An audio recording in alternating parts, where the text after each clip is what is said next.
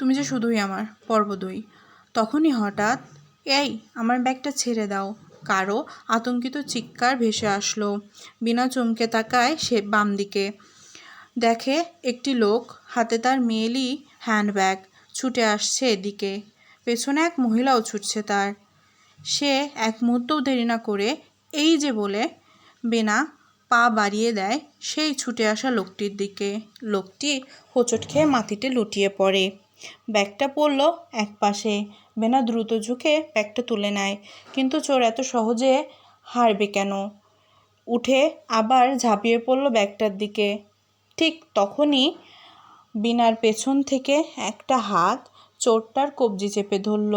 সে ঘাড় ঘুরিয়ে দেখে এক যুবক, বেশ লম্বা গড়ন, হালকাধারী, চোখে অদ্ভুত রকমের আত্মবিশ্বাস, মৃদু অথচ দৃঢ় হাসি। বিনা সময় নষ্ট করেনি। ফাঁকটা বুঝেই সে